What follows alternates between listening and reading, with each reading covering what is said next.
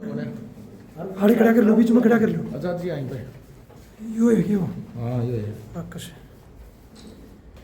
एक बार आगे जाऊँ भाई। नजर ही है मुझे इट जाऊँ। हाँ ले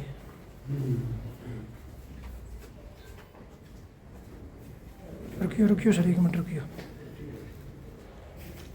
यार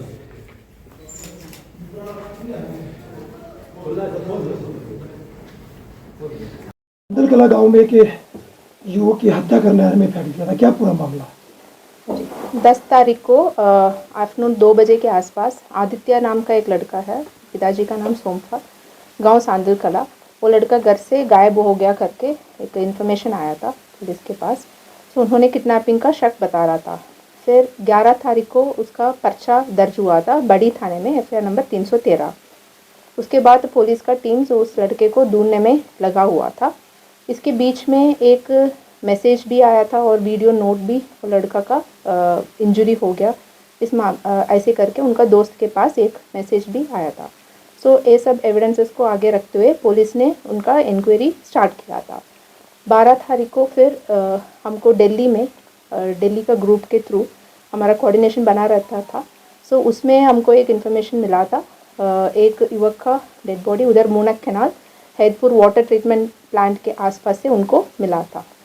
सो तब हमने वो उसको देखा था, हम और हमारा टीम ने वो हम मृतक का पहचान से जुड़ा हुआ था उनका आइडेंटिफिकेशंस। सो फिर हमने उसका पहचान दिया, वो हमारा मिसिंग विक्टिम था आदित्य, उसका ही कंफर्म हो गया था। फिर इसमें उनका हत्या का मामला सामने आया था। सो तुरंत हमारा डीसीपी क्राइम और हमारा मेरी मॉनिटरिंग के अंडर सीए का 8 टीम्स हमने बनाया था। उसको लीड कर रहा था सीए 1 बीर सिंह और एसएजी इंचार्ज अजय, और इसके अलावा सीए गनूर का इंचार्ज मुकेश। ये सभी टीम्स हम अलग अलग काम पे टेक्निकल और ग्राउंड लेवल इंटेलिजेंस कलेक्ट करने में हमने लगाया था। सो इसी इन्वेस्टिगेशन के दौरान आज बेस्ड ऑन टेक्निकल एविडेंसेस और सर्वेलेंसेस हमने कितना किया उसका, और फिजिकल एविडेंसेस के बेस पे मतलब मृतक के पास से हमको मिला, वो सबके मद्देनज़र रखते हुए आज एक सस्पेक्ट को हमने राउंड अप किया था। उसका नाम है विश्वमित्र, 31 ईयर्स का, वो भी उन्हीं का मृतक का पड़ोसी है। सो उनसे हमने पूछताछ किया था और प्रेमा फेसिए हमको सभी एविडेंसेस और उनका कन्फेशन ये सब जुड़े हुए हत्या तो उस बंदे ने किया था। और इसमें हमने एक चीज़ क्लैरिफाई करना चाह रहा था, ये हत्या 10 तारीख को आफ्टरनून, तब मृतक ये अक्यूज्ड का घर पे गया था। पहले ही उनका काफ़ी लेन देन भी है, बातचीत भी है, दोस्ती भी है। सो उनके घर पे गया, उधर पैसे के लेन देन के ऊपर इनके बीच में कासुनी हुई थी, उसमें गाली गलोच फिर झगड़ा हुआ था। वो गुस्से में तब ये ग्रिल में लग के बेवकूफ़ होके नीचे गिर गया था, फिर इसने उसको मार दिया। सो मार के फिर उसको हाइड करने के लिए वो उनका घर का कपड़े और कट्टे वगैरह में उसको बांध के गाड़ी में डाल के बड़वासनी फूल के नीचे नहर में उसको फेंक दिया। पूरे डेड बॉडी को गायब करने का चक्कर में उसको फेंक दिया। वही फिर हमको मूनक कैनाल में हमको मिला था। सो अभी के लिए अक्यूज्ड को हमने आज आफ्टरनून 2:30 बजे के आसपास हमने अरेस्टिंग डाला था। शांदल कला गाँव के पास से ही हमने इनको काबू किया था। अभी आगे का पूरा इन्वेस्टिगेशन जारी है। और इसने एक और इम्पॉर्टेंट चीज़ें है, तब इसको मार दिया था, इसने पूरा प्लानिंग बनाया था कैसे इसके ऊपर शक ना हो और पुलिस का एनर्जी टाइम और गांव वाले को शक को दूसरी एंगल में कैसे हम डाइवर्ट कर सकते। सो मृतक का फ़ोन इसके पास था, तब पहले इनका दोस्ती था, मृतक का पासकोड भी ये जानता था, उसका मोबाइल ऑपरेट करना भी इसको जानता था। सो इसने ही रात को तब सभी गांव वाले इकट्ठे होके पुलिस और सर्च पार्टी बना रहा था, उनको डाइवर्ट करने के लिए एक पहले मैसेज किया था, मतलब मैं वापस आ जाऊंगा ताकि ज़्यादा एनर्जी उस पर सर्च करने में ना लगे।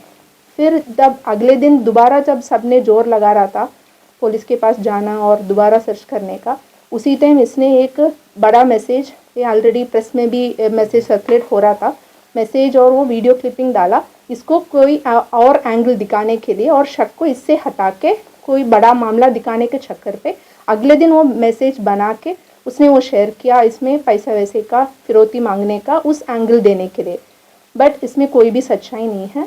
सो अभी तक का इंक्वायरी में उसका डेथ पहले दिन हो गया, दम भी पहले दिन उसने किया। वो हमको 12 तारीख को डेड बॉडी इधर से उधर तक ट्रैवल होके मिला था। सो इसके बाद का पूरा इसका अटेंशन डाइवर्ट करने का टैक्टिक्स है, उसमें कोई सच्चाई नहीं मैम है। इसने जो डाला था नहर में बड़वास में, किस टाइम और किस डेट को डाला था?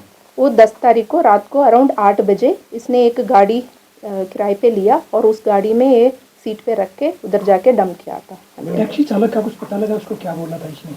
नहीं, टैक्सी चालक नहीं, किराए पे लिया। वो आगे का इन्वेस्टिगेशन है, पूरा डिटेल्स हम अभी रिमांड के दौरान हम खोल मैम देंगे। इसे मृतक लड़के ने इसे विश्वामित्र से ये भी कहा था कि मैं किसी महिला को लेके आता हूँ आप घर पे अकेले, कुछ ऐसी बात सामने आई?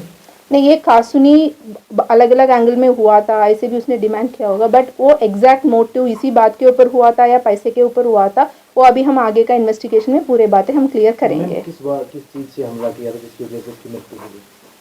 उसका वो एक मेटल का एक छोटा सा वेपन टाइप का था। हाँ, ये घर पे यूज़ करने वाले वो रॉड था।